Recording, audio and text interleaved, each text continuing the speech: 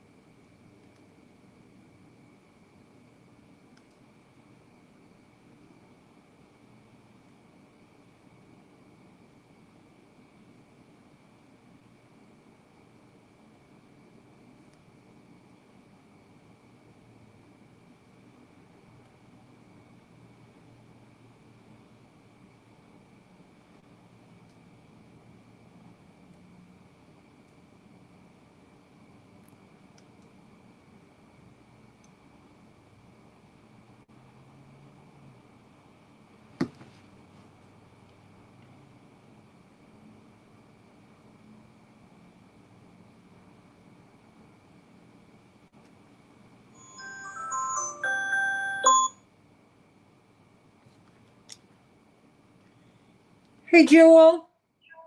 Hello, dear. Good morning. Good morning. Yes. Okay. Are you up on Facebook yet? Yes, I am.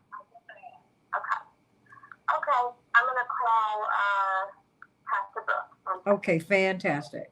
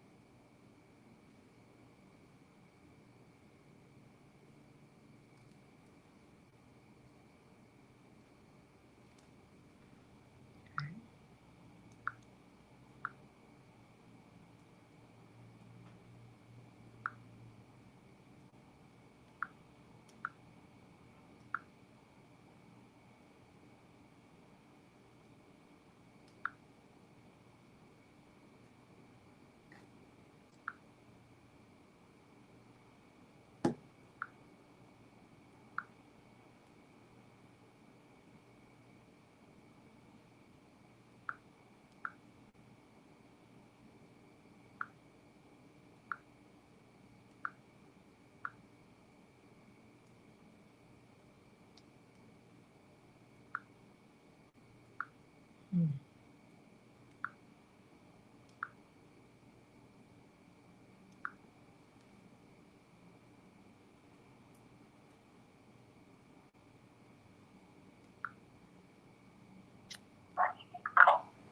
Okay, we have Pastor All right, Brooks. we have Pastor Brooks on, and we have have about 1 minute and 5 seconds. Okay. So if you both could just, if Pastor Brooks, if you could keep talking so I could get your audio. Have Pastor Brooks on. Pastor Brooks, how are you? Good morning, good morning, good morning. I am great. Great, great, great. Great, great, great. Great, great, great, honey. Great, great, great. I'm going to have the Lord way testing on you. Testing on you. We're good. Okay, fantastic. Good to go. We're going to have a wonderful show today. Amen. Let the words of our mouths and the meditations of our heart be acceptable in thy sight, O Lord, our strength and our Redeemer. Yes. Yes. Oh, well, honey, I'm doing, as my grandma Helen would say, I'm doing the best I can. Would say I'm not well myself. Stand by.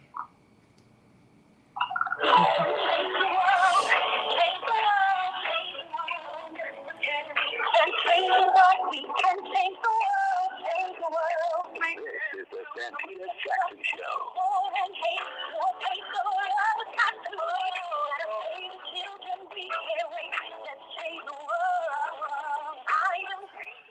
Hey, everybody. Welcome, welcome, welcome to the Santita Jackson Show. It's Thursday, January 26th, 2023. We have got our mayoral debate. WCPT, the nation's largest progressive talk radio station, my home here at AM 950 Radio, my home to the north in Minneapolis, St. Paul. But here at WCPT on February 28th, we're having our mayoral election. And if none of the 9 candidates reach the 50% threshold, we will have a runoff. But in the meantime, we want to know what's going on with these candidates today. They will all be at our mayoral forum, where they will be asking some pointed questions that the station came up with. And we're very, very excited. Joan Esposito, Patty Vasquez, and yours truly, Santita Jackson, will be moderating that debate. We want you to chime in at 11 o'clock. We're going to have lunch. 12 o'clock, the forum begins. So please go to WCPT820.com and go to the Santita Jackson and Friends page and my YouTube channel. I'm going to share it so that you can see it.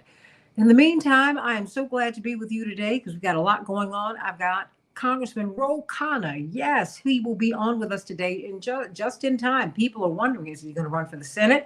Is he going to run for president? And will he comment, and I know that he will, on the replatforming of former President Trump? You know, he is from Silicon Valley, and many people, he came under some criticism because he did not feel that the former president, should have been deplatformed. I happen to agree with him. I think you enlarge people. That is not their job. Let people speak unless they're speaking to violence, you know? So I'm going to talk with him today. And then, of course, Dr. Max Wolf, making the tie between your personal instability and all this economic upheaval in our lives. You know, they tie domestic violence to not having your money. They say when the honey is gone, when the money is gone, so is the honey. Well, there's a lot for us to talk about with respect to that. And we're going to be talking about this mayoral race. I want to know, who do you have in this race? Who has impressed you the most thus far? We're about a month away from the election itself. While other polls have shown Mayor Lightfoot falling way behind, guess what? Her own poll shows her ahead, and it shows Garcia falling behind. So I want to know, what are your thoughts? Call me at 773-763-9278, 773-763-9278. Mr. Graves, yes, I am Reverend and Mrs. Jesse Jackson's daughter. I'm their eldest child. It's good to see you this morning. Thank you for being with us. And so let's get right to it, everybody. In Chicago, we're going to have a high of 32 degrees, snow showers. Minneapolis, St. Paul, 14 degrees and sunny. It doesn't seem like it can be sunny when it's 14 degrees, but it will be. The NFL, we're waiting for the Super Bowl, February 12th, but not until we get through these championships this upcoming weekend. Is going to be great. In the NBA, the Timberwolves 111, the Pelicans 102, and the Bulls will be playing the Hornets tonight. In the NHL, the Flyers will be facing off against the Wild, and Chicago will be facing off against the Flames, everybody. What else is going on in the world? So much, everybody. Gun violence, Communities across the United States are being upended nearly every day as mass shootings in workplaces, schools, and offices and houses of worship are becoming commonplace. There have been 40 mass shootings in the country this month. There have only been 26 days in the year, everybody. More than 70 people are dead, according to the Gun Violence Archive. On Wednesday, the suspect in the Half Moon Bay, California shooting was charged with 7 counts of murder in what is the deadliest attack in San Mateo County's history, according to their district attorney. We're going to have to continue to examine the guns, us, both, all of it. An air raid alert is in place across Ukraine today as Russia fired more than 30 missiles at the country this morning, according to the Ukrainian Air Force. The attacks come after the U.S. and Germany said on Wednesday they would send tanks to Ukraine to aid in their defense efforts. Updated COVID-19 boosters are cutting the risk that a person will get sick from the coronavirus by about half. It's under 50%. The threshold for efficacy, according to the World Health Organization, is 50%. These vaccines are at 48%. We're going to have to continue to talk about that. Dr. Knighton will not be with us today, but we'll revisit that with many other doctors. And so those are just some of the headlines on the Santita Jackson Show. We've got Pastor Darius Brooks, Grace Central Church out there in Westchester. What is your address? And how can we get this food? You've been serving hundreds of people every single week. We're so glad to have you, Pastor Brooks. How can we get some food from you? And what is your address? How can we worship with you before you give us the good news? Good morning, Santita. Great. Good morning, Santita. Grace Central Church, 10216 South Kitchener Street, Westchester, Illinois. Again, that's Grace Central Church, 10216 South Kitchener Street. That's Kitchener, ER, in Westchester, Illinois, right off of 290 in Manhattan. Santita, every Tuesday from 5 till 7. We have not stopped a year before the pandemic. From 5 to 7, it's 8 different townships, and we serving people that are coming from everywhere. And then on Wednesdays, we don't want the seniors out. So from 12 to 2, we have the seniors come out. We did it on this last past Wednesday, and when I tell you they was coming out in droves, I mean, in the cold and in the snow. So we're excited to serve. He that is great among you, let him be a servant. Santita, I got a good word. You said it today about the people trying to oxel the mouth, but trying to stop people from doing things of their own decisions and choices. Ooh, I love God's word getting into it. Santita, this morning I want to do a quick track record. Track with me. Psalms 18 and 30. As for God, His way is perfect. The word of the Lord is tried. He is a buckler, a shield that holds one to those that trust Him. Santita, I'm about to get up and run out of here. If I had to use a thought this morning, my track record with my God. My track record with my God. Santita, the things each of us must do alone, be born alone. We must believe alone. We must believe what we believe alone. We must live out what we believe alone. And then we must die alone. It's a waste of time when you compare your life to anybody else. It's frustrating. The way God has you and things, don't make the biggest mistake by underestimating His plan for your personal life. My God, I'm about to run that here. And who you are based on your thumbprint that He has created that's already scripted. Some of us have been through a lot in our own personal lives journeys, and a lot of it we have survived by running and hiding. When it comes to God's word, we're running the numbers. And I like that, Santita, because every scripture, when you read it, if you look at it, you're dealing with some numbers, girl. Psalms 119, Romans 8, 28, my favorite scripture. All things work together for the good. Isaiah 118, come now, let us reason together, saith the Lord. Though your sins be as scarlet, they should be as white as snow. I can do all things through Christ that strengthens me. The believer just don't listen to anybody. We find a way that when we're in deep pain and when we meet crazy, it doesn't find us in foster care. Not a criticism, just an observation. Foster care is needed in some situations where some was left without guidance or direction. Somebody say, my track record with God. I'm closing. I got to get out of here, Santita. God is monitoring you and me, and what we say we do and what He put in us is how you and me be our very best. He's tracking you. Make sure your track record with God is simply reading, believing, trusting, and obeying what you know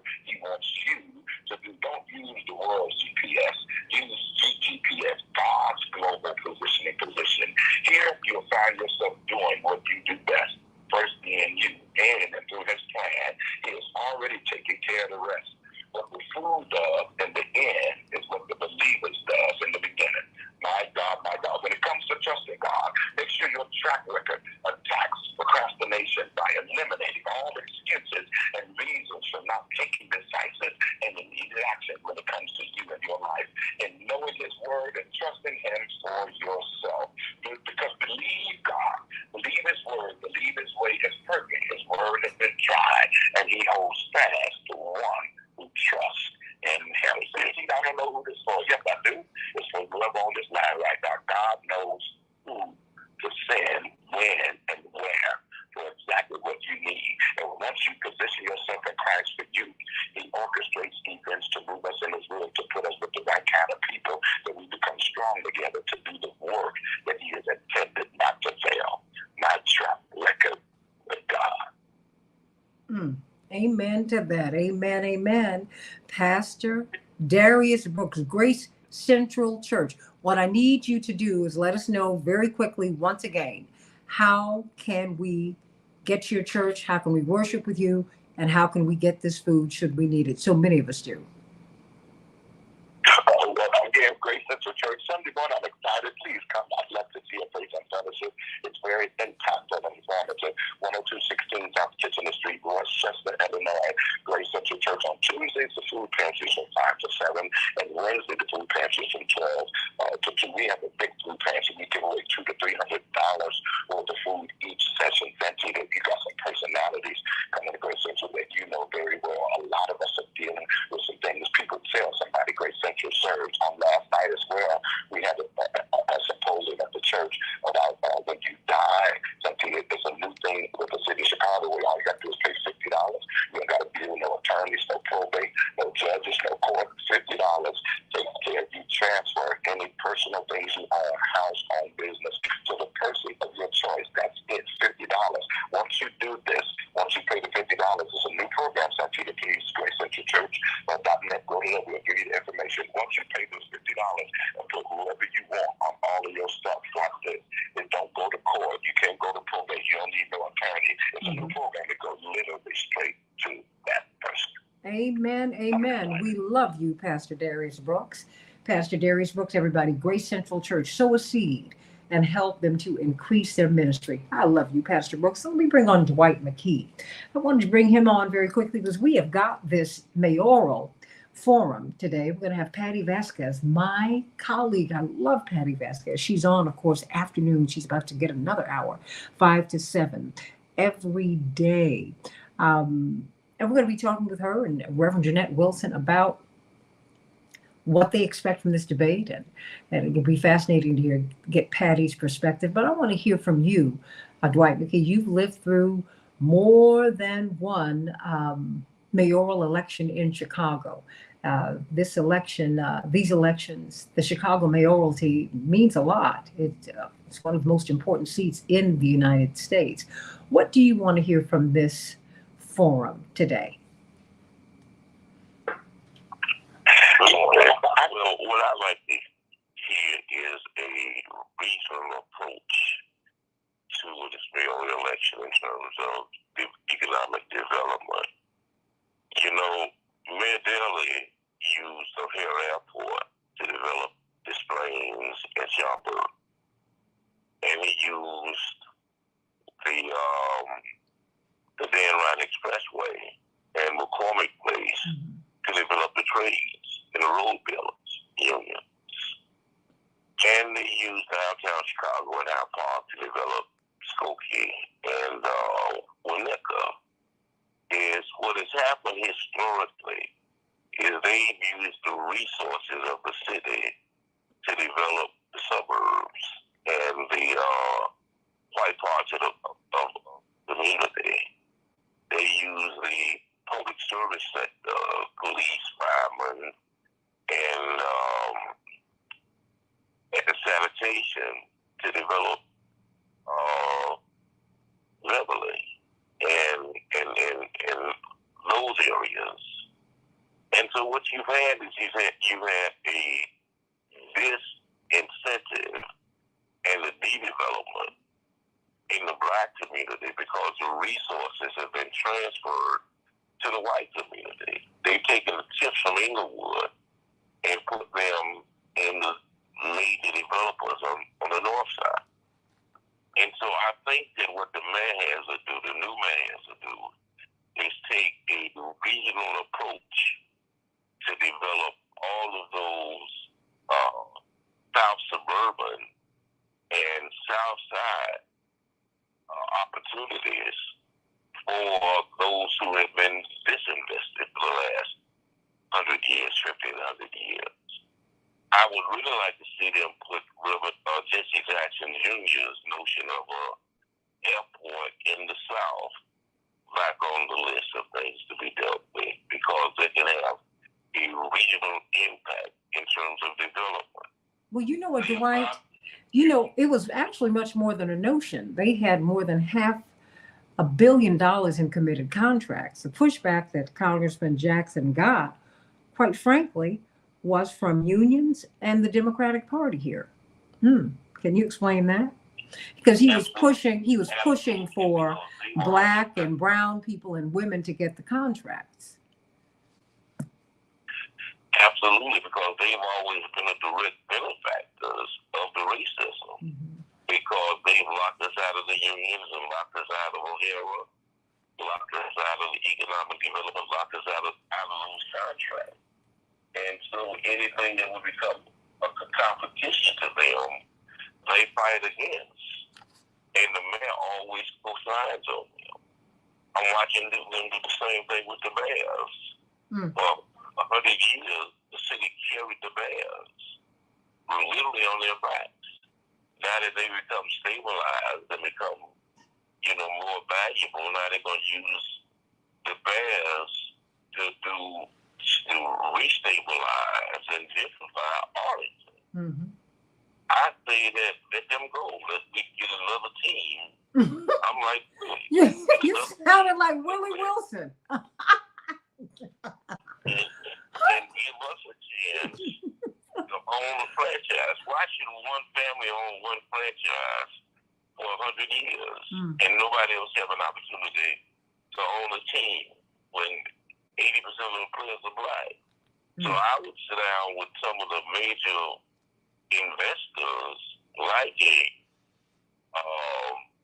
John Rogers and have them put together some economic package to be able to bring a new team in here and we can have some ownership again. There was a promise Walter Payton, a team in St. Louis years ago, and then they walked on that. So I see this as an opportunity to open up the marketplace. I think we have to have a regional approach to economic development because we've been destabilized so long.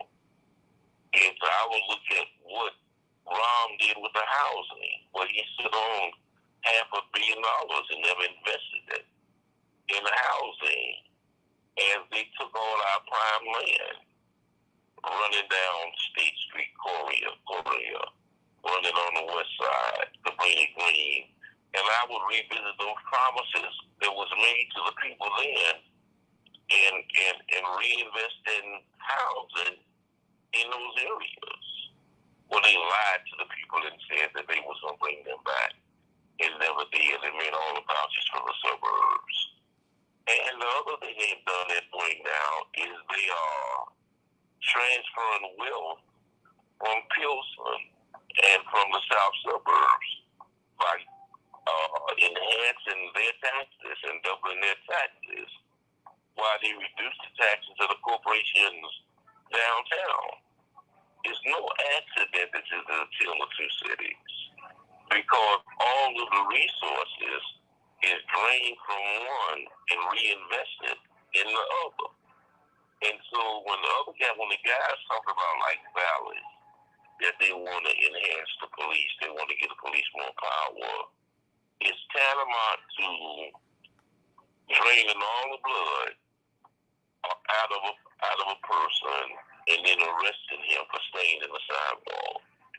They really have done a tremendous job of transferring our resources to to the outside community, creating industries around them and tech centers around them, using the city resources to stabilize them and to destabilize us.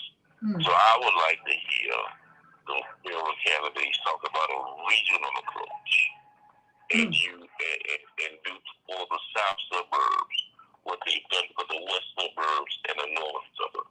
Amen. Indeed, that is what Congressman Jesse Jackson Jr. ran on, and he did deliver that airport. But the Democrats, yes, the Democrats and the union stood in his way. Now, that needs to change. And these are some of the questions that, you know, they're not asked today. They're on your mind. And so you should press for them to be asked. Because this is really what it comes down to. I'm almost with you and Dr. Wilson. Hey, if the Bears want to go, que sera, sayonara, bye. Let's build a team here in Chicago. That's what we need. Okay? Let's talk with Patty Vasquez in just a few minutes on the Santita Jackson Show. Dwight, you want to continue to talk to our people? That was brilliant analysis. I knew you'd give it to me. Brilliant analysis. Brilliant. I bet so many people do not know how the poor pay for the rich or the relatively affluent. We have no idea. None. And you can see the results, and it's direct. It's not even indirect. It is a direct subsidy from the poor to the rich, which is why the rich become rich. Absolutely. And when you look at how these suburbs develop, is that using O'Hare for a base, and then once they use O'Hare for a base, then they build hotels around the base of the airport. Then they build housing so that people have places to work there. Then they build tech centers, industrial centers there, so that now you have these corridors of economic prosperity that runs all the way up the highway. Whereas the other thing I think we should do is we should do a transaction tax so that people who work in the board of trade, when they do financial transactions, they have to pay to the tax to the city.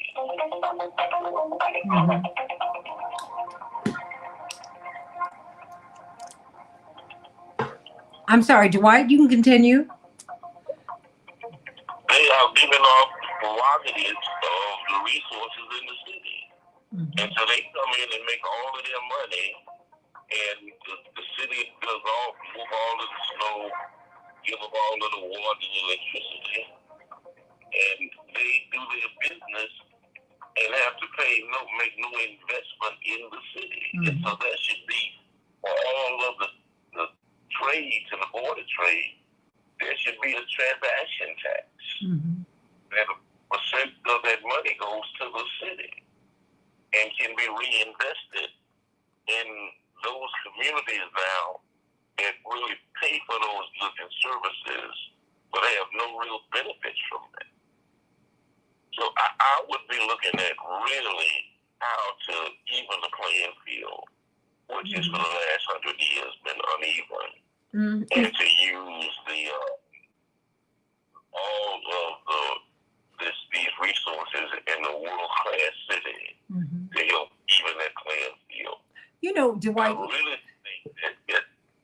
No, but you know, Joyce, people are saying that this is very powerful information, and it is, because far too often we get caught up in the personalities and all of the personal sides of the election. You know, do you like someone or not? And the corporate media, and all of us are complicit, quite frankly, if you don't ask the right questions or if you're not allowed to. This is why, I mean, politics is about this.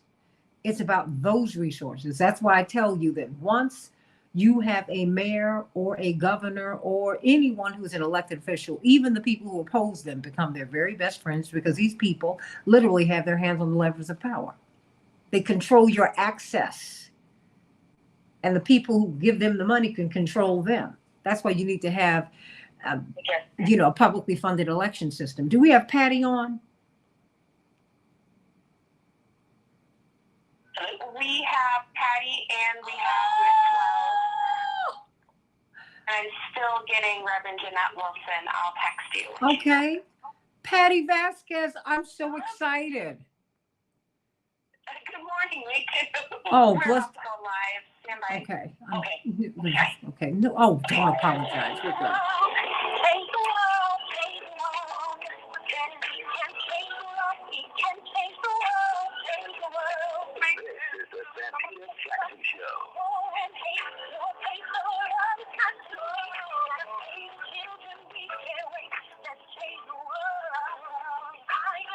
Hey, everybody. Welcome back to the Santita Jackson Show. I am so excited. I have got Patty Vasquez with me. She does afternoons here at WCPT. And I hope my friends from AM 950 Radio will, in Minneapolis, St. Paul, and a couple of other cities I'm going to be rolling into. I hope that you will be joining her. She's about to get another hour from 5 to 7 p.m. on WCPT. Brilliant show, brilliant commentator, brilliant thought leader. And I'm so excited that she's with us today. Before we get to you, Patty Vasquez, we've been talking with Dwight McKee about the issues that that he and other people really want to talk about, increasing economic opportunity. I know you're going to be touching upon that today. But you know what? The Super Bowl is coming back, Patty. And February 12th, let me tell you, Chaparral has got meatballs and everything else, and the food is great. So, Chaparral, tell us how we can get these vittles, because I'm going to get me some. Selfish me. Yes, Santita. Yes, Santita. Celebrations by us. We are gearing up for the Super Bowl as well as also Valentine's Day. So, give us a call, 708-526-4546. 708-526-4546. We can definitely handle your meatballs, your sliders, your hot wings, your barbecue wings, your teriyaki wings, as well as also your garlic parmesan. We're also doing loaded potatoes, as well as also spaghetti, dips, whatever you need for your holiday party. Don't hesitate to give us a call, 708-526-4546. 708-526-4546. We look forward to serving you. Thank you so much, Santita. Okay, I know I'm getting my spaghetti, I'm getting my meatballs, and I'm getting the teriyaki wings. Wait a minute. I'm going to pass it off, Chaparral, like I made it. When I go to the party. No, I'm not. Everybody no, it's not me. Yeah, but look, you go to the parties, you try not to go empty-handed, and I'm not going empty-handed. How about that? Yeah, and that's what I'm taking. I'm taking her spaghetti, I'm taking her teriyaki wings, and I'm taking the meatballs. So thank you for all. I've made my order on the air. Patty Vasquez, everybody. She has a show that you need to listen to from 5 to 6 currently. She's about to go from 5 to 7 here on WCPT. I want my AM 950 radio family and all my other families from around the country and people from all around the country and all around the world to tune in on the YouTube channel, the Santita Jackson Show YouTube channel, and the Santita Jackson and Friends Facebook page. We will be moderating this mayoral forum. It's not a debate, it's a forum in which these 9 candidates who are all on the ballot, they're going to be able to share with you their views about education, about various issues. But you know what? Let Patty take it away. I'm very, very excited to be sharing the stage with you, and I just think that you have a magnificent show. And I'm just proud to be your colleague. Oh, right. Every morning, I have a son who we get ready for school at about 6 a.m. So we have you on. And it's funny because, the great thing about talk radio is with all the perspectives you bring in. Sometimes I'm laughing. Sometimes I'm yelling at the radio. Sometimes I'm cheering. You have such a remarkable and marvelous show in the mornings. Oh, bless your heart. I feel so. Oh, no, you get me going. And my love to your family, because I've had to kind of pull you away from this morning a little early. But I do we've been talking with Dwight McKee, as you can hear, brilliant social scientist, about, I've wanted to know what are the concerns that people have. Patty Vasquez. And, you know, and I'd like to, and I think we're really trying to touch upon them, and we're going to continue to touch upon them on our shows through February 28th. And should we have and even beyond, whether we have a runoff or not, because people really they're looking for answers. They're looking to save their homes. They're looking for economic opportunity. They're looking to not just look at crime, but what's this crime rooted in? I mean, what do you think that people will get from this forum today? What do you want people to get from this forum today? I think we are all looking for one. I think a lot of us want to be inspired by someone too. That's the momentum and energy behind Lori Lightfoot's campaign the last time around. And if people remember, her polling numbers were low. I know folks are looking at all these numbers, who's leading, how these numbers shift.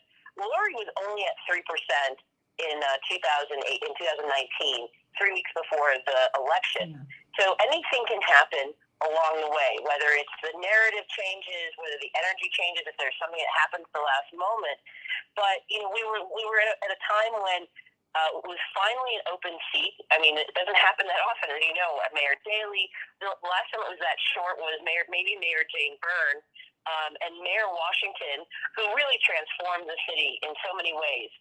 Whether it was the idea that the machine could work for the people, because he was kind of part of the machine, wasn't he? Absolutely. He came from the political machine, but was able to transform it in a way that we are still reaping some of the benefits from the power from different communities that didn't have a voice for a long time.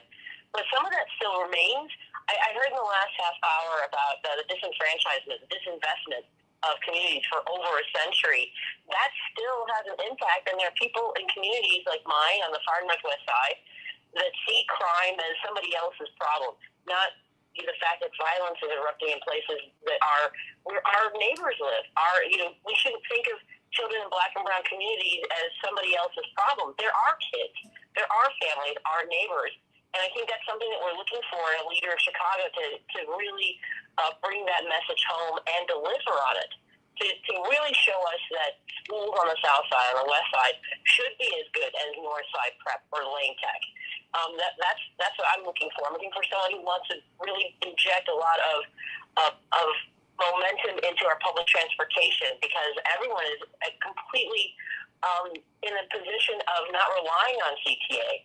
People who have to come from communities that aren't serviced as well as the northwest side, and even getting to O'Hare has been a problem for people. It's not consistent. People want stability and predictability, and we're not getting that from public transportation.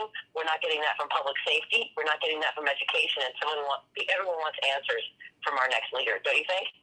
Absolutely, I think that. And I'm wondering, and that's why we have to really go past what the corporate media are and are not asking, Patty.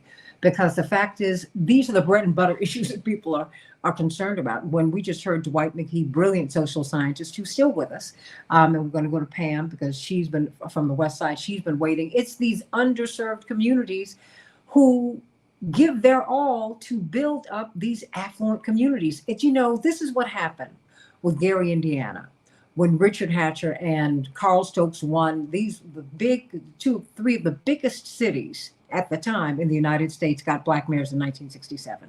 You had Carl Stokes in Cleveland, you had Kenneth Gibson in Newark, New Jersey, and you had Richard Hatcher in Steeltown, which was Gary. I mean, and it was a real big industry there. All right. As soon as he won, Patty, the white flight was incredible. And then they left and created another city called Merrillville. And then, of course, Gary subsidized that. We're subsidizing. I'm almost with Dr. Wilson. Look, if the Bears want to leave, go. Be the Arlington Bears, whatever. We need a team here. And we should not pay for you. We need to get some returns on our investments, Patty Vasquez. And we need access to the contracts, to the city contracts.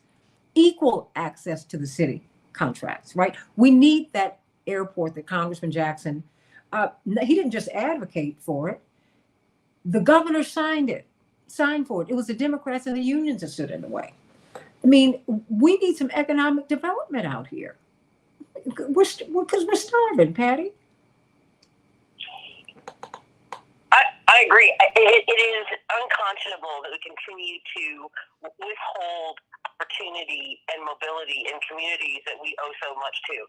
I went to a school on the Northwest side. You know, my mother is from Mexico, and my father was second-generation Irish, a cab driver, and they didn't have a lot of money in the 70s, but they found an apartment on the far Northwest side. My mom wanted to live in an area where the schools are really good, and that was the trade-off they had, was living in an area where she was not welcomed. You know, she rode the 68 Northwest Highway bus to work, and people would ask her whose houses she cleaned when she was on her way to a job with the federal government as a computer programmer. And the Northwest Side had a lot of, still has a lot of growing pains.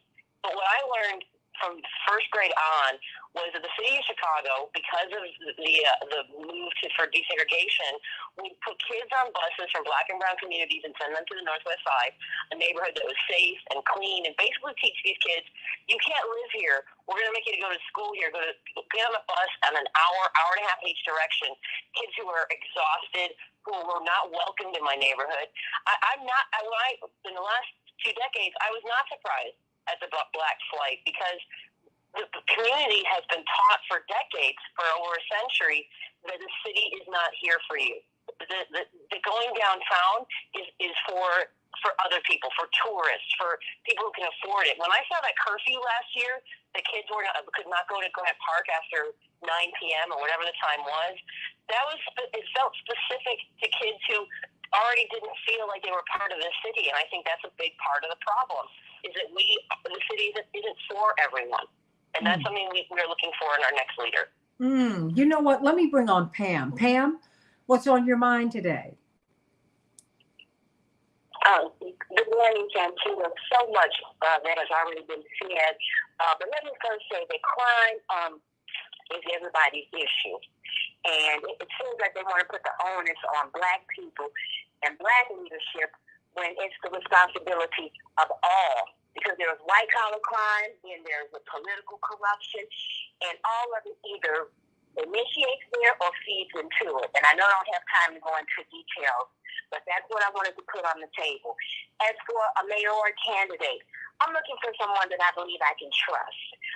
Santita, I called on your show and said, I believe these candidates right now, we need to start having polygraph tests. We need to have polygraph tests for candidates, and we need them for elected officials. And they need to be random, just like we do for law enforcement, because there is something very peculiar going on in the air. As for mayor, I want someone who has a very concrete plan how to bring the Black participation up to 30% for construction workers.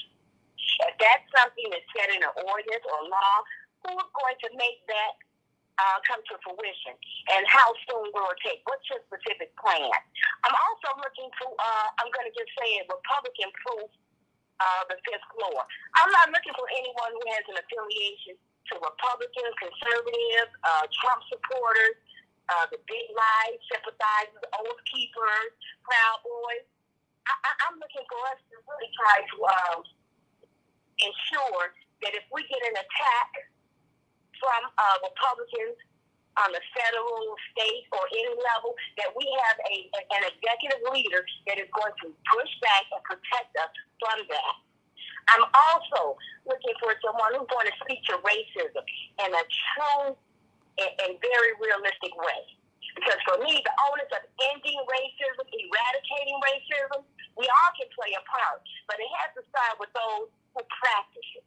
And lastly, the academy that's on the West Side. I'm on the West Side, Santita. I don't see that changing one iota, the amount of racism or police shootings. It's not going to do it. They have this wonderful training facility, but no one is telling me how we're going to terminate or rid ourselves of the racist officers and those who look like me and you, Santita, who also have very oppressive tendencies and self-hate for Black people. See, so that's what I'm listening for. That's what I'll be voting for in an elected official. And also, there has to be an executive leader. What kind of people are going to appoint to these department heads to oversee the budget, to make sure that the resources are discussed equitably. And then sometimes, Santita, you have to give more. When I look at, they just on the news talked about Christ King and their state-of-the-art digital facility, STEM facility. And then you look at just at the depravity in other schools. Mm-hmm. How in the world and how quickly are we going to bring them up to par? Education is the foundation of everything.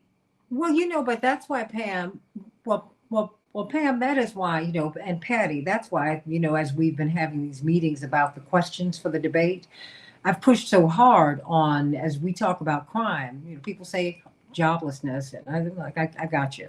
But that's a very white liberal approach.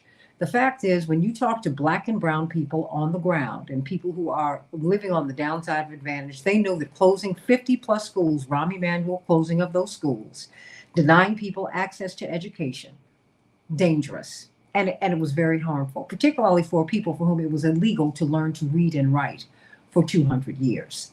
It was cruel.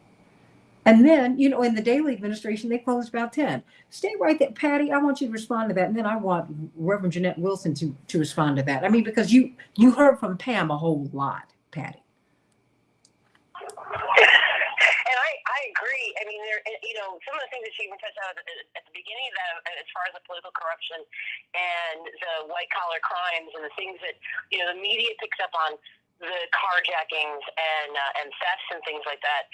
Of course, that's going to be louder and amplified because it's salacious.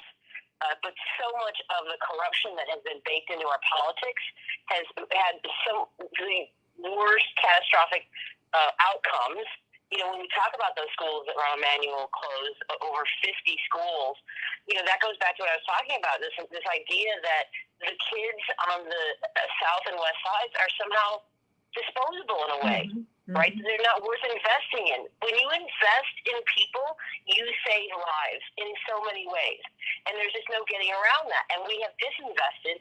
Closing those schools not just took away opportunities and access, it's that you're not worth it to those neighborhoods. You're not worth investing in. You're going to have to walk farther. You're going to have to walk through communities that you might not feel safe in. And it's a reminder that we have turned our backs on those communities. And it does start with education, because education doesn't just give them the access to the world through books, through learning math and science. It also helps build confidence, conflict resolution. If we're investing in kids and teaching them how to resolve the emotional trauma that they go through. The mayor had promised that we were going to have social workers and nurses in every school, and we haven't even gotten to that. There's so much that needs to be done for our kids, because yes, you're right. The joblessness that we're talking about is something that that has been the culmination of this investment. And if we're not talking about what can be done now, I was talking to a police officer about the violence at the park last summer. Every year there seems to be something that goes on at North Avenue Beach. And I said, what if we had done something 8 years ago, you might not see Grant Park this summer erupt into violence. Because we are not, every time something happens, we want to put the fire out now, rather than figuring out what makes it combustible, what was leading to this. And closing those 50 schools has definitely led to a lot of this. Oh, absolutely. This has been a horrible thing. Reverend Jeanette Wilson, this is Patty Vasquez. You've got to listen to her show, and you've got to do her show. She is magnificent. She'll be on from 5 to 7 on WCPT. Brilliant, brilliant talk show host and public servant. I will say that as well. That is what she does do. Reverend Wilson, why don't you respond to what you've heard from Patty and Pam and Dwight McKee, and please, your response? Good morning, Santita. Thank you for always pushing the envelope on your program, having people think outside of the box. I think as we look at these mayoral candidates, it's incumbent upon those of you who are going to pose the questions to look at their backgrounds. I think it's 3 of them really represent legislative bodies, either the county, the state, or the city. And the question is, as a legislator, one who makes the rules and addresses and appropriates funds, what have you done to address the problems that exist? Because everybody knows, we need more investment. Well, how did you vote when you were in city council? What did you do at the state level to ensure more funding to, how did you fight for more funding to come to Chicago Public Schools when you're at the state or at the county? How did you make sure that the schools in your district were properly funded, properly resourced? How did you make sure that mental health programs were countywide, statewide? Was they focused on your legislative district?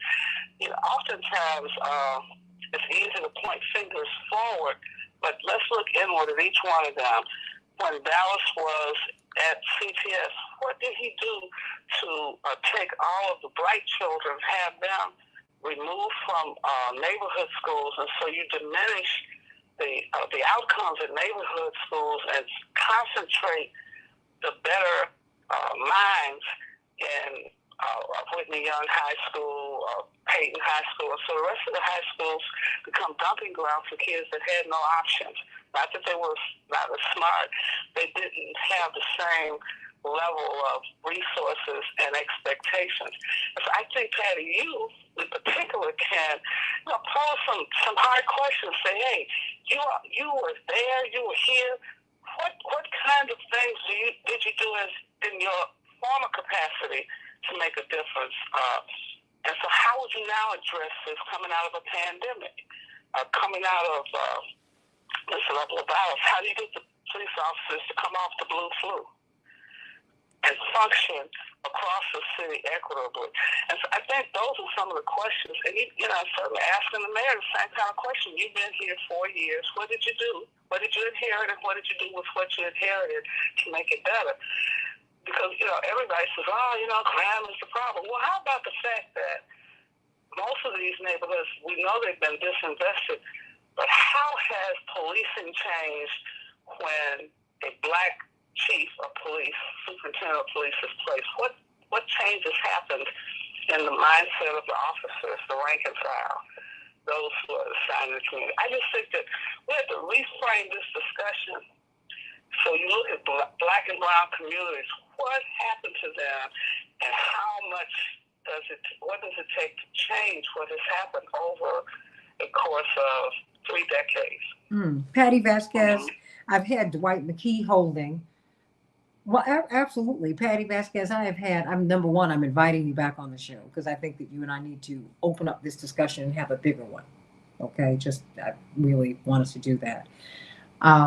Because I think that you have a lot to say. And I think that there's a lot that we have to discuss. You live on the northwest side. I grew up on the south side. And really almost in 2 different communities. I grew up in South Shore, but I grew up in Hyde Park on the University of Chicago campus because my parents came here because my father was a graduate student at the University of Chicago. So I've seen Chicago from a few different places. And I'm also from the first full graduating class of Whitney Young. So, Whitney Young was so hot. The superintendent of schools, Joe Hannon, took his daughter out of her high school and put her there. The CTU president put her son there. I didn't realize all that because Reverend was so controversial. I just had to have great scores because they would not have let me in the school. It would have been too controversial. The last 2 minutes belong to you. What do you want people to look for today? And I want you to come back to my show. Like in days. What I want people to look for is answers to the questions that we ask. I know that whenever we watch these forums, we'll ask one question and then they answer the question they want to be asked, right? That they want to answer. Are they able to really stand there and tell us what their plan is succinctly, without these lofty sort of platitudes? Are they going to give us specifics? I remember last time around there were things like, well, I'm going to need to look at the numbers. We were given a lot of promises, even to the mayor we have right now, about whether it was lead pipes or the elected school board, all the things that we were told then. They're asking us to believe them, and we know what the last mayor's promises were, and whether or not she delivered. So I guess we have to go by their word ultimately. And where does that leave us? What are their answers really mean? I guess you have to take the sort of congregate of all these forms as much as you can, follow as much as your last speaker said, look into their backgrounds, ask what their experience is with education, with public safety, with transportation. And I would add to that for my community is a disabled population. You know, how are they going to make the city accessible for all? And that's something I'm looking for as well. Patty Vasquez, everybody. Patty Vasquez, you don't want to miss her show. It is every day from 5 to 6. It's about to go. When do you go to 5 to 7, Patty? I'm at 5 to 7. We are this week. I'll be 5 to 7 from now on. All right, all right. I'm so happy for you. This is great news. She has a great show. Oh, she's great. And I'm inviting you back to the show now. You know, we should do a post-mortem on this forum. And look at, oh yeah, I want to do that. Because I mean, we've got to really honestly talk about what we're looking at. I want you to speak with Dwight McKee during this break, but I'm going to have to move people over because we've got Congressman Ro Khanna coming up. That's right. Talking about the deplatforming of President Trump, the replatforming of President Trump, the new Congress.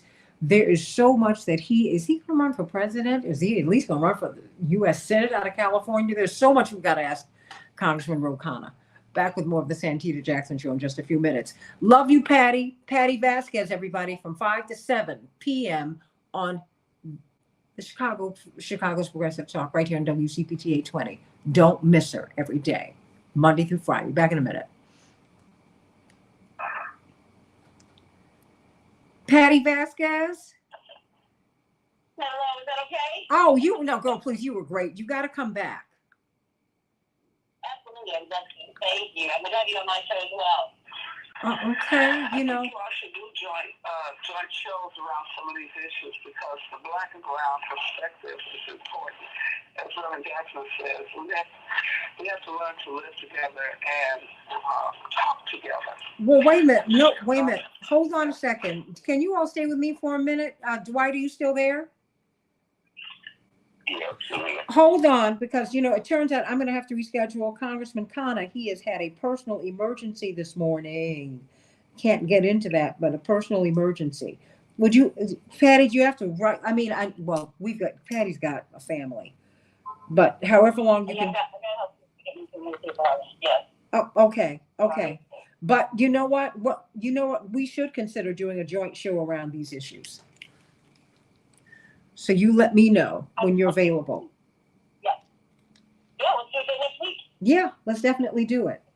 You know, we can do it on mine, yours, either, both. It don't, you know, that's good with me. I'm good with it. Those work for me too. Okay. Thank you. All right, sweetie. I'll see you today. I knew you have to be there at 9 o'clock. So you go. I did my tour of duty yesterday, so I'm done. Thank you. I'll see you in a little bit. I'll see you soon. Bye, everybody. Thank you all. Have a wonderful day. Okay. Thank you. Okay, you all, let's take this to 7:30. Is that all right, Dwight? I want you to respond to what you've heard. Yeah, all right. Thank you. Because everybody's reacting to, Dwight, your analysis of the economic development. This is something that's never discussed. So I've gotten a lot of, you always want to know my reactions that I'm getting. People were overwhelmed by that information. Well, we don't know. I mean, Jeanette, you know, people need to know Congressman Jackson delivered on that airport. He delivered on it and broke ground on it. It was the unions and the Democrats who pushed back on him. They did not want him to, because he was pushing to make sure that Black people got the contracts, Hispanics got the contracts, women got the contracts. And he said, you know, unions, you all play games with us. In or out of the unions, I want us to get the contracts. That's what that was. Oh, yeah. I think one of the things that Congressman Jackson did was give us a clear understanding of how to use the investing community, the importance of these airports and transportation hubs in terms of building an economy around it. It brings, I remember his presentation, it brings hotels, it brings restaurants, brings shopping centers, because people are coming in and out, and money is flowing when you have transportation hubs at the particular depressed location. Well, you know, it's the biggest. They have a transportation hub or a prison. Well, it's the biggest economic driver in the world, which is why the Chinese are building them all over the place. The biggest economic driver in economics is the airport. I mean, that's what it does. So all you have to do is look at what's happened in suburbs and what happened in this place from O'Hara, which is not accidentally named O'Hara, by the way. And the Dan line is not accidentally named the Dan line, is that it was a annuity. I remember that too many of them got those first contracts and those first jobs. The road, they've been building the Dan line for the last 10 years, one curve. The Australian through the private community, the Dan line was built at the expense of the heart of the place. It was built up. And so people have been giving off the prerogatives of our despair again for the last 100 years. I watched homes just destroyed as it created that deep hole called the Dan Line. I mean, homes were acquired, black homes. Much of our middle class straight down that hole called the Dan Line, just eliminated. Put the stuff all the way from downtown to the spots outside. Absolutely, and they balanced the budget off prerogatives of the red light cameras in the booths. So they don't have to raise taxes for places downtown. And so when you look at how big we're almost a host to a whole community full of parasites that feed on us. That suck out blood is a very vampirish relationship. And then they blame us for bleeding on the sidewalks, for staying in the sidewalks. Then you bring more policemen and say, look at him.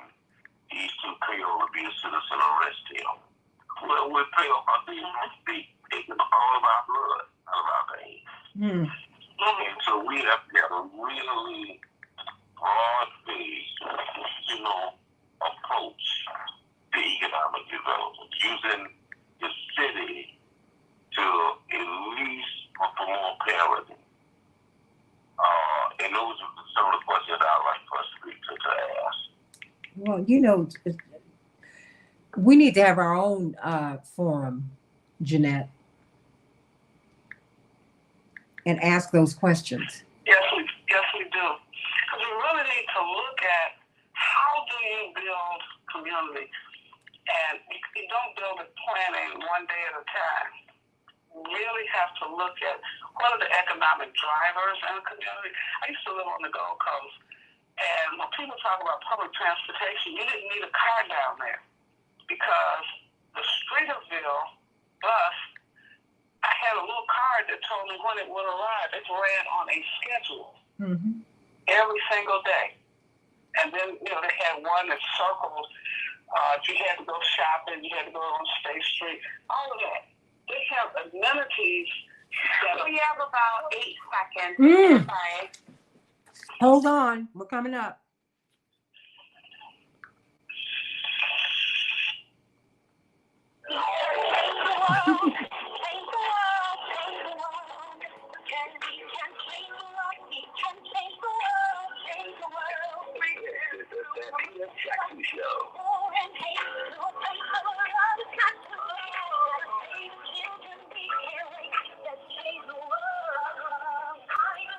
Hey everybody, it's Thursday, January 26th. Early voting for the mayor's race begins today here in Chicago. WCPT 820, the nation's largest progressive talk radio station, and AM 950 radio, a voice of progressive Minnesota.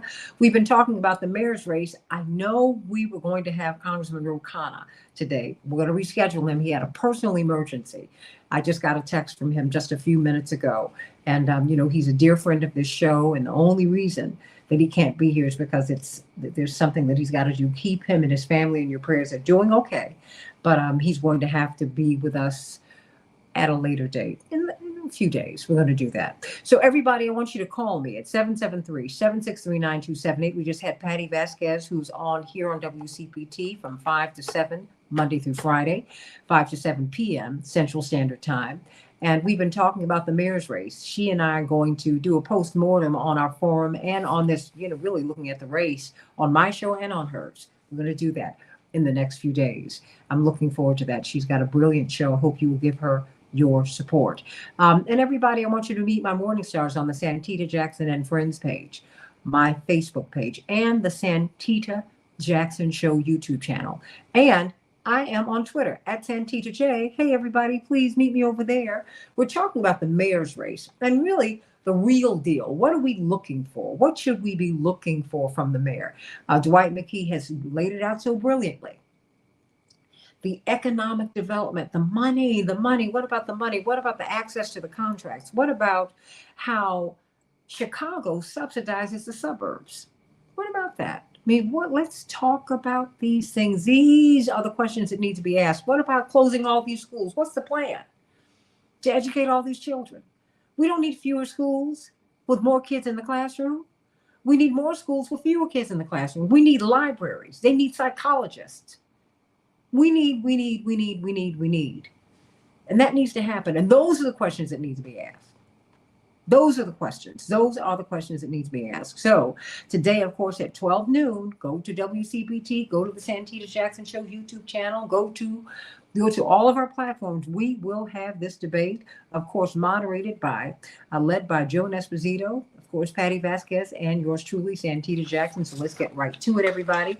Get a few of these headlines out the way so that we can get this breakdown from Dwight McKee and the brilliant Reverend Jeanette Wilson, Esquire, about what we need, the questions that we really need to be asking of these candidates. In Chicago, we're going to have a high of 32 degrees. It's snowing already, everybody, snow showers. Minneapolis, St. Paul, 14 degrees and sunny. Of course, we're waiting on the Super Bowl, February 12th, but we have to have these championship games this weekend in the NBA. The Bulls will be facing off against the Hornets tonight, and the Timberwolves are triumphant over the Pelicans yesterday, 111-102. In the NHL, Chicago will be playing the Flames, and the Flyers will be at the Wild tonight. Did I tell you that? You got to get out here and vote. That's right. That is coming up today, everybody. Early voting for the Chicago mayor's race begins today. Communities across the U.S. are being upended nearly every day as mass shootings in workplaces, schools, and houses of worship have become commonplace. We've had 40 mass shootings. We've had 26 days in the year, everybody, resulting in more than 70 people dead, according to the Gun Violence Archive. On Wednesday, the suspect in the Half Moon Bay, California shooting was charged with 7 counts of murder in what is the deadliest attack in San Mateo County's history, according to their district attorney. An air raid alert is in place across Ukraine today after Russia fired more than 30 missiles at the country this morning, according to the Ukrainian Air Force. Updated COVID-19 vaccine boosters are cutting the risk that a person will get sick from the coronavirus by about half, under the 50% threshold set forth by the World Health Organization at 48%, everybody, according to research from the CDC. So we're going to continue to talk about that when we get some more of our doctors in as we talk about it. And those are just some of the headlines. Everybody, we're looking for financial freedom, and it can be yours. There's a special program that Team Hochberg has, your trusted local lenders, called Perks for Work. If you're selling your home, if you're purchasing a new home, if you'd like to save thousands of dollars, you need to call Team Hochberg, your trusted local lender. Their new program, Perks at Work, is a benefit that will extend through the end of April, when you can save thousands of dollars the next time you buy or sell your home. Let me tell you how it works. When a Team Hochberg affiliated realtor sells your home, they'll reduce their fee up to 1%. When a Team Hochberg affiliated realtor helps you to purchase a home, you will receive up to 1% of their commission as a closing cost. Team Hochberg will credit their origination fee, and their affiliated attorney will reduce their fee. A couple saved close to $9,000 using this Perks at Work program when they sold their home and purchased a new home. So to learn how you can save thousands of dollars as you purchase or sell a home, call Team Hochberg at 855-56-DAVID, 855-56-DAVID, or visit them at 56david.com. That's 855-56-DAVID.com or 855-56-DAVID, and your trusted local lender. Let's save some money and let's make some money. All right, everybody, in a good way. In a good way. We're talking about the mayoral forum that WCPT will be hosting this afternoon. All 9 of the candidates will be there, and they will be answering questions on public safety, on education, on economic opportunity. But I can hear Reverend Jeanette Wilson from Rainbow Push, of course, noted pastor and attorney, and Dwight McKee. You all dug a little bit deeper. We're looking at economic opportunity. We're looking at what the suburbs actually drain from the city, take from the city. It's a gift from the city to the suburbs. I mean, Dwight McKee, I feel like it's almost like Chicago's almost like Gary. We build other cities while our own city struggles. Dwight McKee. Yes, a very parasitic relationship, and they feed off of us, and you can see the result of that because they get bigger and richer, and we get poor and thinner. They literally drain from our community. When you look at the red lights and where that money goes and who gets that money, which is why when they tried to put it in Oak Brook, the people resisted. They wouldn't help red lights in Oak Brook. Whereas they use the poor to balance the budget so that they don't have to raise property taxes for the rich, the boots. When you go to traffic court, and it's been like this for years and years and years and years, in the city that's 40 to 50% minority, the traffic courts are 95% black. We're paying the ticket. We have them. And it's much more difficult to park on the north side than it is on the south side because they have more cars over there. And yet if you go to traffic court, you would think the opposite to be the case. There's a park on the south side because they balance the budget off the backs of the poor. And then so there is a real strategy for equity. We're going to keep having this tale of two cities where all of the resources are playing from our side of town so that the other side of town can become rich. In Chicago, there is the Gold Coast and then there is the Cold Coast. And we live on the Cold Coast. And the benefits of all of that goes to the Gold Coast. Jeanette Wilson, Reverend Wilson, one would think that we just don't know how to manage our money, that there's just something wrong in the Black community. Instead of and when you look at the disparity, the life expectancy in Inglewood, a little more than 60 years, and you travel north, it's 90. Come on. That can't be personal. That's systemic. And those are the questions that, I want that to be dealt with, Reverend Wilson. Well, I think what has happened, this investment has been a systemic issue in Black and brown communities in the city of Chicago. And as a result of the disinvestment, there's been a continual pushing and exodus of Black and brown people to cheaper areas in the suburbs. You could buy a house cheaper, even though the taxes were higher, and you had to pay for all of your services.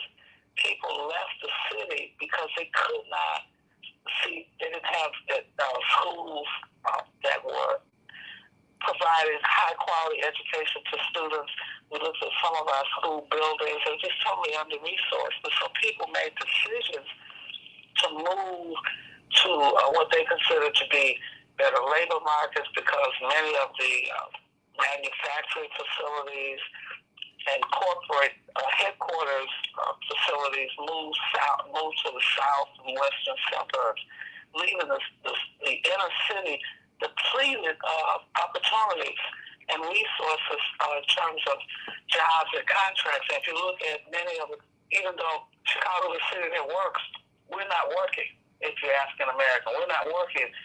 If you're Black, we are watching people work, and so the economic engines of a society moved out, and as a result, you see these communities where there are no jobs, and people just standing around looking and waiting.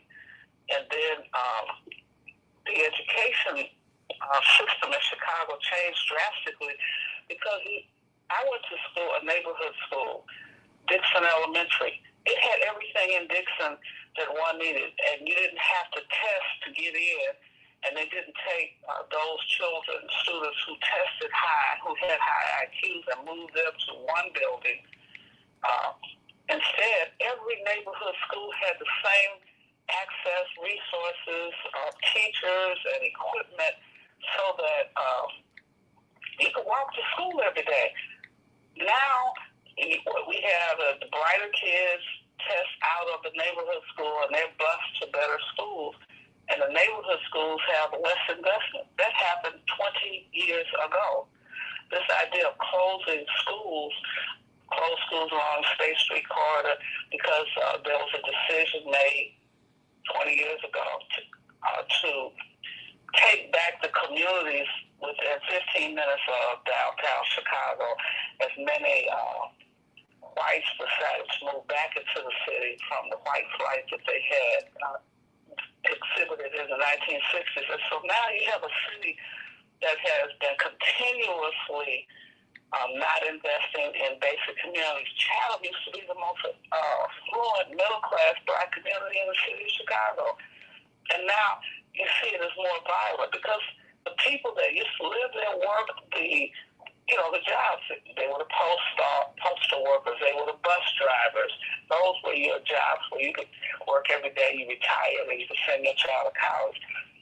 These kinds of Maple Park, where my church sits, that was a community of Black police officers and firefighters and postal workers and CTA bus drivers, so they could buy houses and they could fund them. That community wasn't a violent community.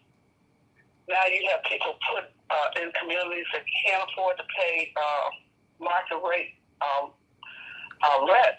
So now you have you don't have a balancing of incomes. You have poor people concentrated in areas with lack of investment. And that is not sustainable. So any mayor that comes in has to look at the city through an economic lens, not through a safety lens, because where economics flow, safety will occur.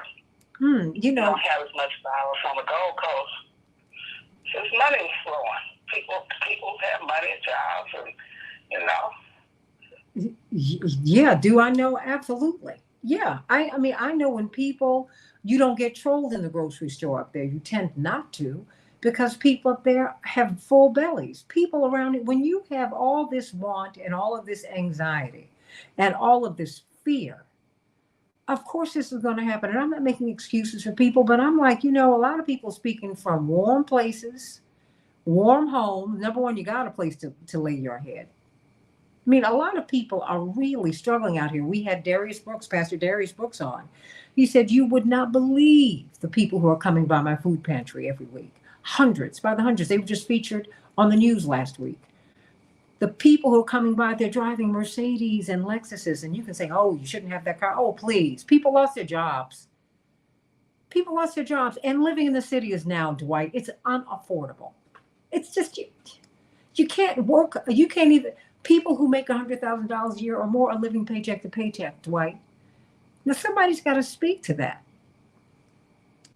It's unaffordable, not designed, because Ron had a systematic plan to move Blacks out of the city. And so he set on that $500 million of HUD money that was set up specifically to create low-income housing.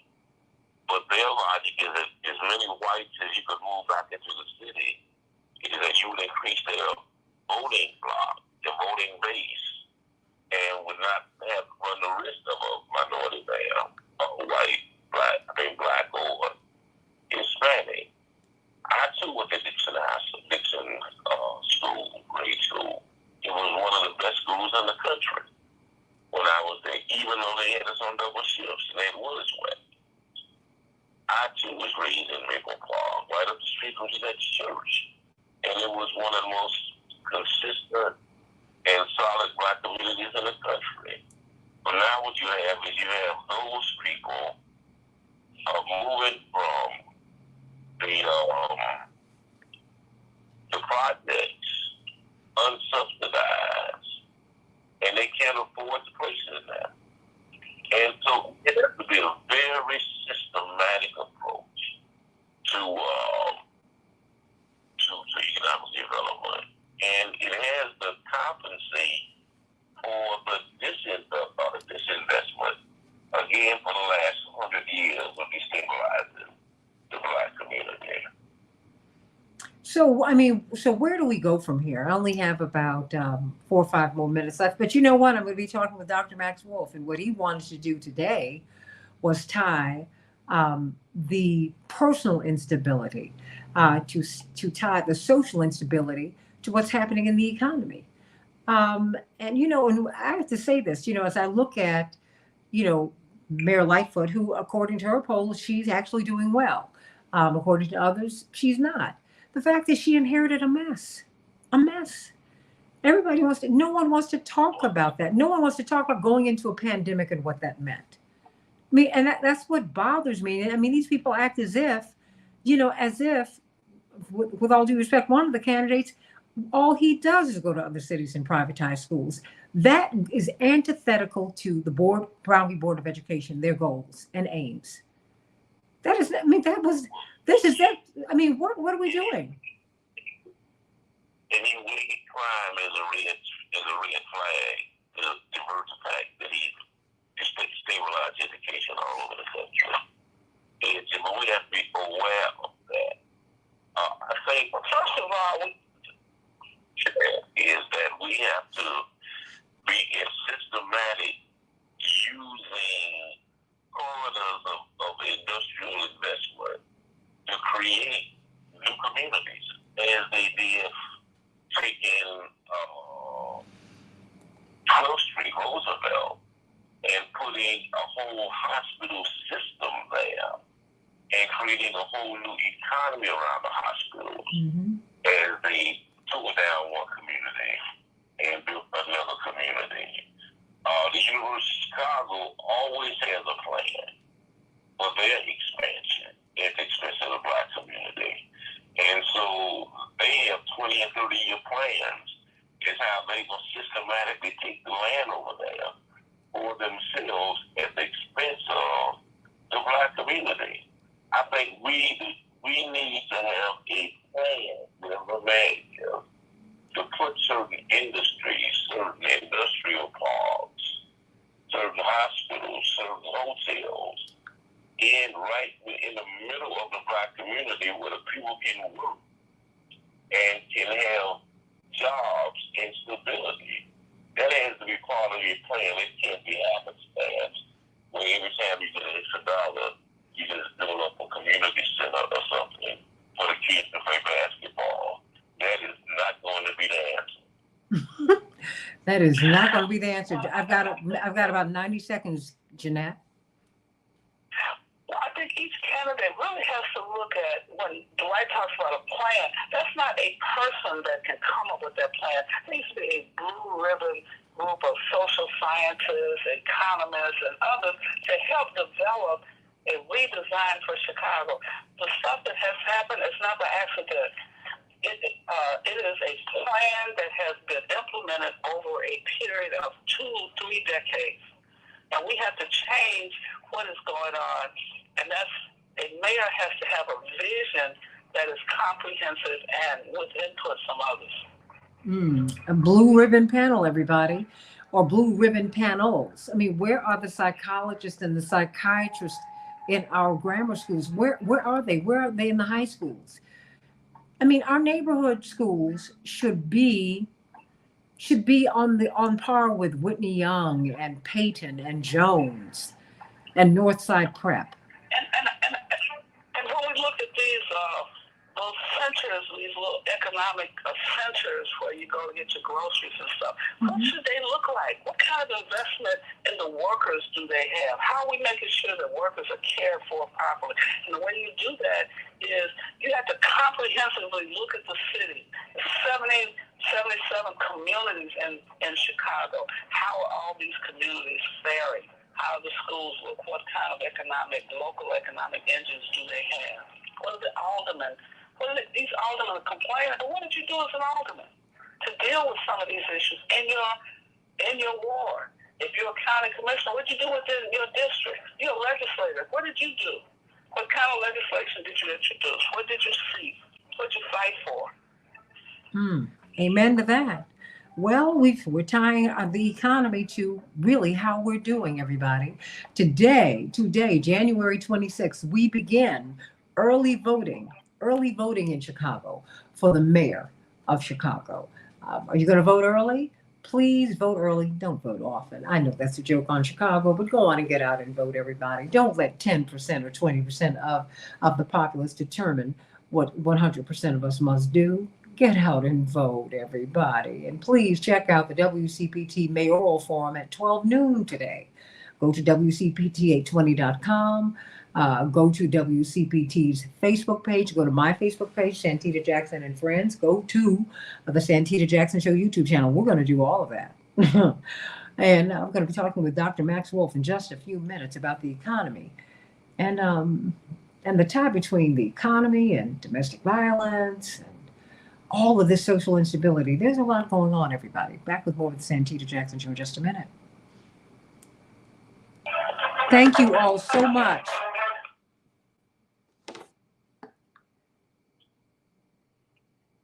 Hello, lovely people. Hello. Oh, hey. I want to thank you so much for everything. Well, thank you. See you later today. Oh, absolutely. Absolutely. You all will be sitting with Reverend, of course. So.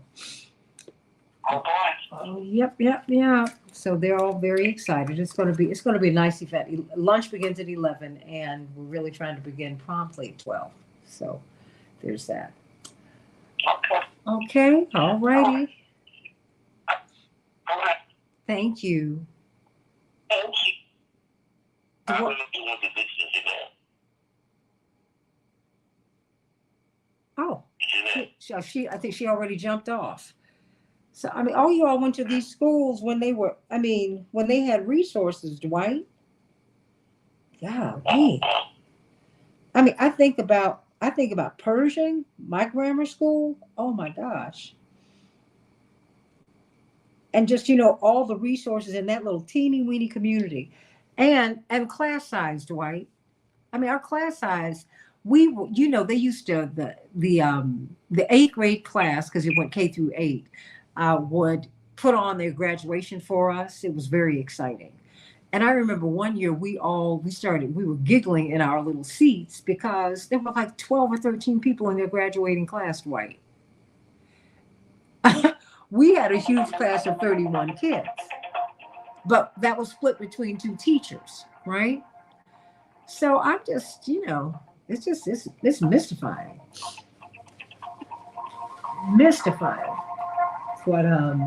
What these folks will and will not do. I mean, I just think it's almost like a controlled demolition. They don't want to educate people.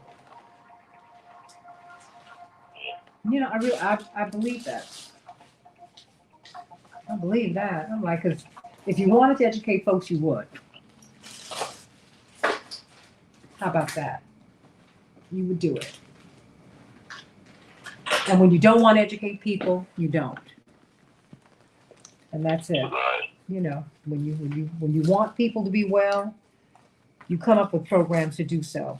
And when you want people not to be well, you come up with programs for that too.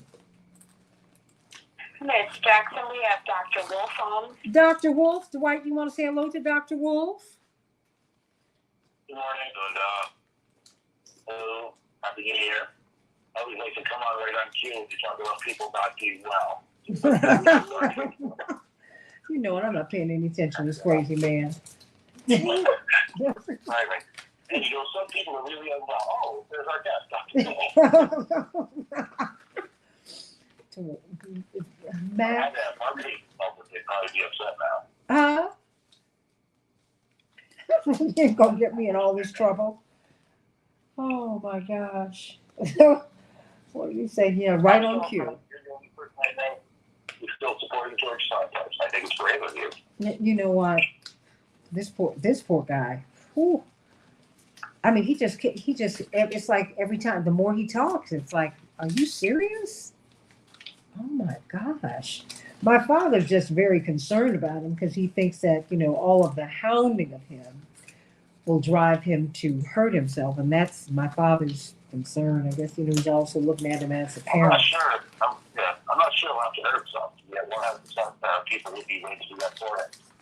Oh, no. I've never, this is, well, I guess it's a sign of the times, huh? Yeah. But it's Also, just, I'm not sure he's that different from some of his colleagues sitting next to him who are under less pressure. he's not. That's what's so sad. He's not. He's not that bad. We're going live. Okay.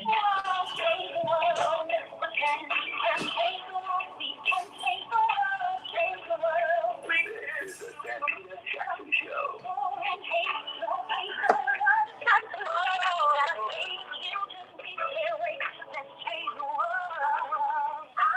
Hey, everybody. Welcome, welcome, welcome back to the Santita Jackson Show. I think Dwight decided to say, because, you know, every time he hears that Dr. Wolf is going to be on, he gets very, very excited. Of course, it's Thursday, bottom of the hour of the second hour. So you know what that means is Dr. Max Fraud Wolf time. Brilliant economist and social commentator. He connects all of the dots for us. And it's always very exciting to have him here. And I'm always wondering, what is he going to talk about? And he said, you know what, I want to look at the shootings and the economy and all of this lack that's out here and the social instability that all of this want that the people's needs are creating. Talk to us. I mean, we have had, 40 mass shootings? We've had 26 days in the year. I mean, wow, Dr. Wolf. Yeah, I mean, I think we've put together more mass shootings thus far in January than many countries will put together in the next 10 years. Mm-hmm. And obviously there's a lot here, and you could run the risk of oversimplifying things.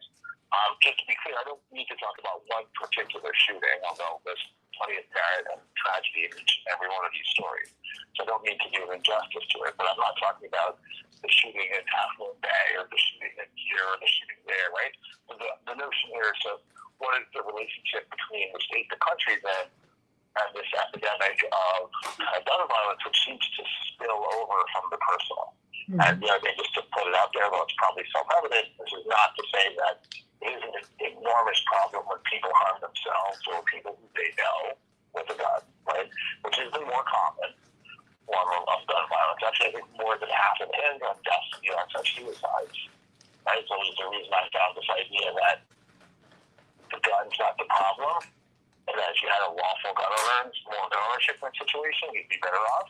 That kind of only works in that most statistically common scenario for violence. If you can shoot your left hand with your right hand, it seems like a lot to ask of a person in the grips of despair. So it's probably a different conversation. But this one is, why is it that when people want to yell out, call out how angry and upset they are, even if they're also maybe in many cases struggling with some mental illness, they do it by shooting a bunch of strangers in a public place? And in a society that doesn't much of that, but also disdains the public square, why is it such a comfortable place for an act of violence? And I think we kind of have to ask ourselves this question, since we have cornered the market and street shooting to an extent that is beyond dispute. Well, I mean, help me to understand why it is that people get upset and they decide that they have the right to kill people. I need you to explain that to me. Hold on a moment. Dwight McKee, are you still with us?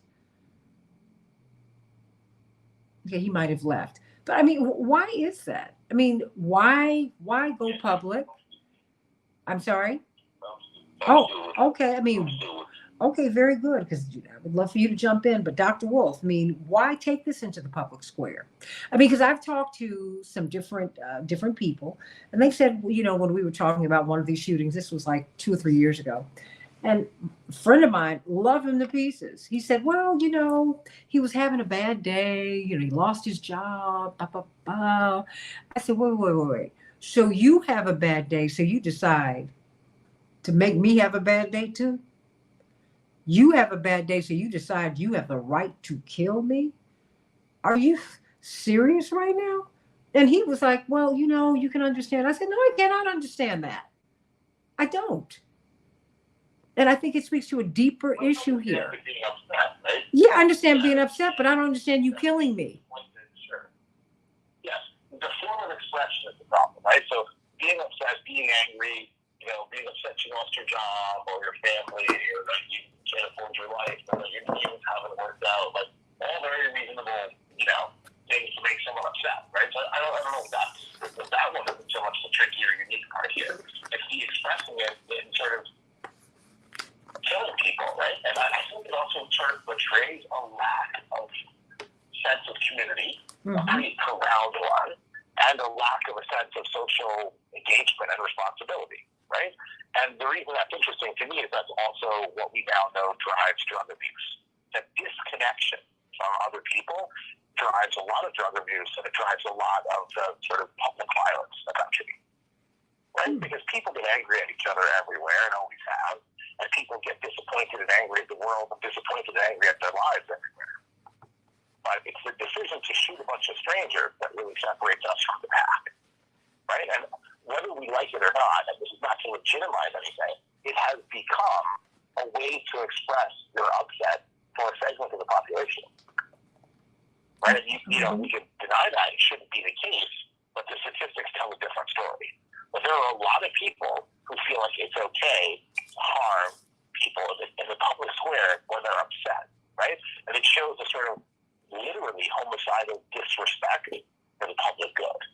I think that's what's more interesting here. Like that loss of civic sense, that loss of civic responsibility, that beginning of a really kind of violent, disturbing process where you dehumanize other people, that is really disturbing. And it has now, I think, begun to work its way into our politics too, because some of these street shootings are a person following a logic we may never understand that's internal to them. But some of these people decide to go to a particular area or decide to attack a particular community. Right? And that is a part of this pattern. And that's where there's a focused, generalized rage against anonymous people who you don't know and an issue to damage their lives. And to the extent that we have this many disengaged, this many angry people, and we have groups trying to harness that rage, I think it's high time we understood the dynamics of these public shootings, especially as we face a situation where public acts of violence have become, in some cases, more political, whether those sort of grocery store shootings that we saw in upstate New York here, or to some extent, January 6th. Well, you know what? But I think that the dehumanization, the public dehumanization of people, it's part of the DNA. I mean, we used to sell people publicly, strip Black folks naked, and expose all parts of their body to the public square. I mean, that's kind of in the DNA. I mean, what do you think? And then you, and then Dwight McKee. Dr. Wolf? Yeah, I think the disregard for the public, the general public, is a sort of sign of an elite that's lost touch. And when the average person displays the sort of the sentiments and worldview of an elite that's lost touch, they have a very combustible situation. I think you see some of that here, right? This notion of whoever's out and about is just as good as anyone else to sort of feel my rage. Or that hurting members of the general public is a good way to paint your picture, tell your story. And that just shows us wanted disregard for public welfare, which probably does go back to dehumanizing certain people, and whether that's the history of slavery or dehumanization of Black Americans or immigrants, or the idea that a woman is an object for your pleasure to be judged and assaulted. You have a lot of historical problems there, but I do think the modern form, the spree violence, has some unique characteristics as well. What are they? pretty unfocused, and there are people trying to focus it, right? And that's pretty disturbing. I think it's sort of, I am mad at the world. I will hurt a bunch of people who don't matter in the public as a demonstration. And that means that the way you're powerful is inflicting violence, and the general public is there to serve your needs. That what it means to be powerful is to abuse the general public. So if you feel weak, you go out and show you're powerful by abusing a bunch of strangers. Well, strangers may be from one community or religion, or they may not. So either way, that's how you show you're potent in the world. What that betrays is the notion that power is the ability to inflict abuse on the general public. That is a very dense worldview for a participatory democracy. Dwight, what are your thoughts? I mean, we've had 40 mass shootings. I mean, we haven't had that many days in the year. Well, violence has always been acceptable means of conflict resolution in this country. And what has changed, I think, is the technology. It has made it, has exaggerated the numbers, and technology has brought us into inside viewpoint of view. So we can see it happen now. But when you look at the nature of the country and where the country started, with the natives scattered all over the country and them being killed by the millions, and the Africans being brought over and killed by the millions, it's always been a reality in a country of violence and slavery. It's the term the Wild Wild West did not start last year. The Wild Wild West was the acceptable resolution in the 1850s and 60s and 70s, where people would literally walk into a saloon with their gun, and then if they had a problem, they would go out and have a gunfight, literally, and shoot each other in the streets. Before then, in the 1700s, like they had duels, where if you insulted somebody, everybody from the vice president to an average citizen would resolve that by going to the city square, turning their backs, walking toward each other, away from each other, being turned toward each other, and shoot each other in the face. And it was how men settled score.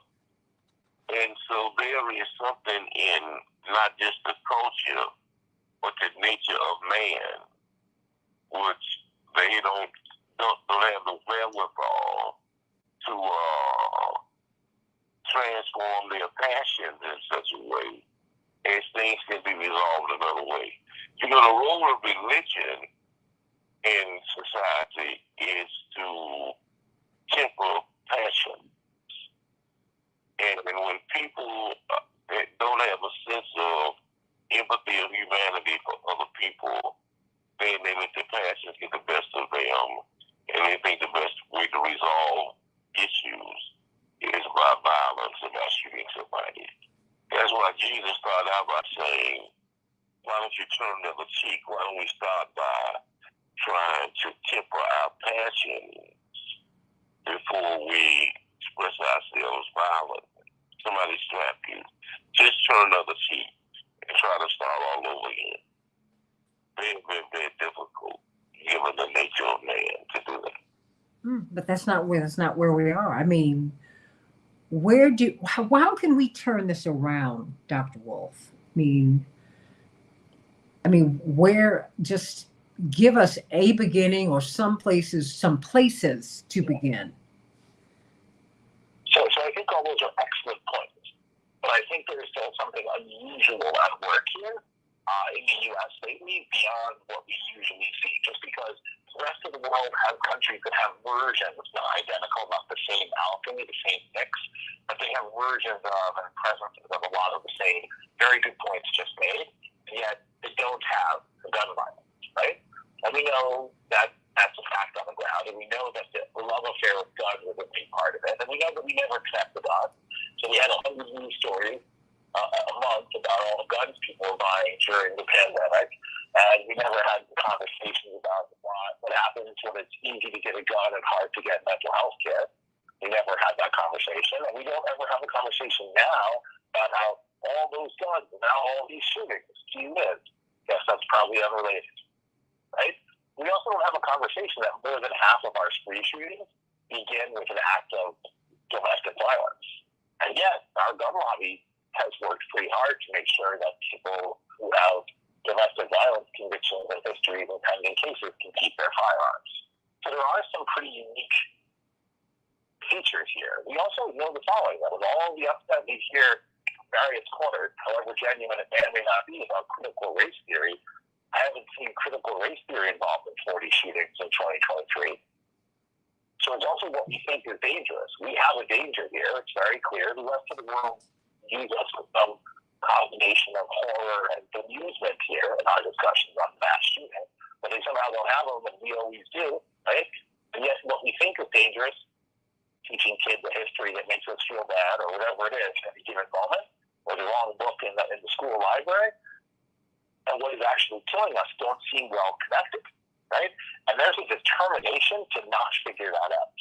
So I think these things are all true, and there's a particular series of shaping influences on the American psyche, and a notion of a toxic male where the only way to be in charge is to physically dominate someone else, and that shows up in our gender relations and our sexual assault epidemics, as well as the gun violence epidemics, which are often related, by the way. But there is still a notion among a large number of smart and reasonable people that their private firearm is essential. And to whatever extent that's true, it's only because so many of their fellow citizens have firearms. So this is what's called a collective action problem, right? And it's one that we are determined to not solve. And we're determined to ignore a mountain of evidence higher than Everest and clearer than day. It's like the folks who have decided, for whatever set of complicated reasons, to reject theories of global warming and have tried to do so under the cover of some scientific lack of consensus. This has become the global warming of American streets. And the other reason I think we do it, maybe the way I would connect it to the past, is there's a long history of the taking of lives of people who are considered not to matter. Mm-hmm. And there's a turning point when you decide that the average citizen doesn't matter. And that turning point, whether it's election fraud or inequality or Citizens United or the 40th spree shooting in 2023, it's mutually exclusive with a functioning democracy. Because the will of the people matters, and killing them also matters. I mean, absolutely. I mean, but the thing is, we've always had people who did not matter, and maybe it's the indigenous people and Black people who've been the canaries in the mine, and we always ignore the canary in the mine until we need to go down in the mine ourselves. We have, it's in the DNA, Max, Dwight, for certain people not to matter. It's just now we're beginning to see. We tried to. Wow. Oh, no. Excuse me. I stand corrected. It's in the DNA of the country. It's inhumane, quite frankly. And the great old cultures of the world do not even teach this. This is insane. But I think that we have got to be honest with where we've been, who we've been, and who we are, and we have to decide who we want to become. Because acting like this is new. The conflict resolution, Santita, Mm-hmm. we have, this is a real problem. I remember when I was young, and every week we watched the rifle range. Mm. And every week before the show went off, every week, he at least shot 2 or 3 people with that rifle. Every week. It's how he resolved this conflict. And it becomes a real part of the culture. That it is an acceptable part of conflict resolution. If you have problems with somebody, you meet them in a town square and you shoot them. And so we really have to make studying war no more and conflict resolution part of the fabric of our education. We have to inculcate that in the spirit of our citizens, the same way we inculcated violence in the spirit of our citizens. You know, part of the requirements in the DNA, Brother Wolf, is that the first thing that you buy a young man for Christmas on his 5th or 6th Christmas is a gun, is a 6-shooter. And he plays Cowboys and Indians. And he grows up with that spirit in his mentality. Bang, bang, shoot, shoot. And so we have to reverse that psychology in such a way that the kid has the mindset of turning his big swords at the plowshares and studying war no more. Where do we go from here? Reverend Dr. Martin Luther King asked that question more than 50 years. Dr. Wolf, I mean, where do we go from here? I mean, what do we do? We're 26 days into the year. We've had 40 mass shootings. And that's just mass shootings, not just the people who've been shooting each other all over the place. And the people who've been committing verbal violence all over the airwaves. And on and on and on it goes. Because I cannot separate verbal violence from physical violence. You know, the incivility in our society. To me, that's violent too. Probably all lives on a continuum of growing severity, right? The harsh word, the shove, all the way up to the shooting. There's a continuum. Obviously, there's a big importance of where you are on that continuum. But I think even the guns don't fully explain it. So I don't want to make this just about guns. Because there are other societies where the gun ownership rates are very high that don't experience anything like the violence that we do toward each other, right? Even other societies like Canada, where the gun ownership rate's pretty high, and they have a troubled history with the indigenous population, to say the least. The average person walking around in Canada right now is not Inuit, right? Last time I checked. So they have an interesting history there too. But nowhere near the historical violence, to be fair, I guess, that we do in terms of toward each other. I think the first thing we can do is sort of marginally potent talking head types, and that's more me than you guys. I think it's more potent in this regard than myself, but just to have the real conversation and stop having the sort of one-off or just crazy people, because even if these people are all crazy, clearly there are things wrong with anyone who shoots a stranger of a non-trivial variety. Even if these people are all crazy, then we have to ask ourselves why, unlike all other nations on Earth, we have this many crazy armed people running around, and why it takes the expression. And where the conversation, I think, begins, maybe because I'm an economist in that addition, but where I think the conversation begins to me is, why do we produce this many mass shooters? We produce these people. They didn't come here from outer space, and they didn't all just move here from another country. That's a grotesque fiction. And why is it as an American as apple pie to be upset about something and go shoot a bunch of people who may or may not be around your ex-wife or girlfriend, right? Which may be also a public extension of something else we need to talk about, which is, why is your boyfriend or your husband the leading cause of death for so many American women? You know, it's hard to ask people to meet with their apex predator. Oh, yeah. Oh, yeah. Oh, yeah. First person they look for if something unfortunate has happened to you is your partner. What's going on, everybody? We have a big trial in the Carolinas right now where a big lawyer has been accused of killing his wife and son. I mean, come on, everybody. Then we've got these 5 police officers who beat a man to death.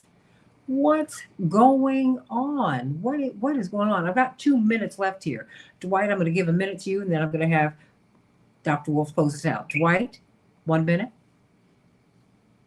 Well, you know, I always think that it's a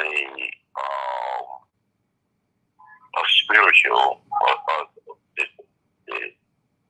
is that we are so spiritually and emotionally devoid of empathy and love. You know, many of us don't love ourselves, many of us don't love our neighbors. Just very basic, very fundamental. What religion is the Old Testament, the New Testament, the Quran, all that is on how you need to love your neighbor. And it sounds cliche, but it's not that basic. And if you don't love yourself, you can't will be a neighbor. And I find so many people in these mass shootings really have a disdain for themselves first. That's the opposite that they disdain for their neighbor. That's why once they shoot their neighbor, they then turn to them themselves and shoot themselves. It's very fundamental. It's a matter of being able to reprogram ourselves spiritually and develop an empathy for and a love for ourselves and for our neighbors and for our God. Dr. Wolf, the last minute belongs to you. Yeah, I do think that, Floyd has an excellent point here. I think that people who feel connected, who feel part of something, see the world very differently than people who feel alone. And that worldview you can't see beyond your own interests or your own suffering is a worldview that leads to bad decisions. And in a violent society, those are bad, violent decisions quite frequently. I do think the interconnectedness is important on everything. It's important on our health care. It's important on our voting rates. It's important on people understanding where they feel in the world. I think one thing we have begun to learn about social function and individual psychological health and individual physical health is that the more connected you are, the more fully alive you are, and the more you see the humanity in yourself and others. But I think it's a bad temperature take on the society if the level of disregard has gotten to the point of homicide. And I think that's sort of like an emergency. I want you to wrap up your comment to the Facebook audience. Yes. Well, look, my point is, I think we get to deal with this. We have to talk about it every time. We have to say, what is similar in this case to all the others? How can we produce another shooter? What targets did he or she usually choose? How did this happen? Why does it happen this way? So at least it gets out. In a lot of ways, it's a series of incidents, right? It's almost like a natural disaster or some story, and maybe people get engrossed in the debates or details about the background of a shooter, and should people have known, and should he have been allowed to buy 87,000 rounds of ammunition, or whatever the particulars of the case, right? But the truth is, we're still a society that has a lot of hopeless people, does not deliver mental health care, basically, full stop, and has a large number of available guns in violent history. So we have set this up, right? So I do feel like we were past the point in society where we're surprised that there's snow cones everywhere, and we forget that we bought a snow cone machine, plugged it in, and turned it on hot. Oh, you got it. I'm so glad that you wanted to visit this today, because because you can't talk about all of these issues and disconnect it. Connect all of these issues from what is going on around us, this self-annihilation. We've got to deal with it, everybody. We really, really must. Where do we go from here? Chaos or community? Healthcare, everything. It all matters, right? It's a complicated issue. Absolutely. And it's a connected issue. There's nothing that everything in the body politic, in the body social, everything is connected to the next thing. We are all connected to each other. I'm sending you much love. I got to run out the door because I got to get downtown because we have our mayoral debate, forum today, January 26th. Yup. And so everybody, I'm going to run and get down there because we got to do that. But everybody, I hope you'll join us at 12 noon Central Standard Time. It's going to be, we're going to have a great time. And I hope that you all enjoy it too. And use this Chicago Mayoral Forum in your own cities. We've got to build America and rebuild America. We've got to make some decisions about where we go from here, and more than that, and equally as important, who we are, who we've been. Be honest about that. And let's look at who we are and who we want to become, who we need to become. How about that? Sending you much love, Dr. Wolf, Dwight McKee. Sending my morning stars much love. I love you all. I love you. I love you both. And I love you all. And I'll see you tomorrow on the Santita Jackson Show. Amen.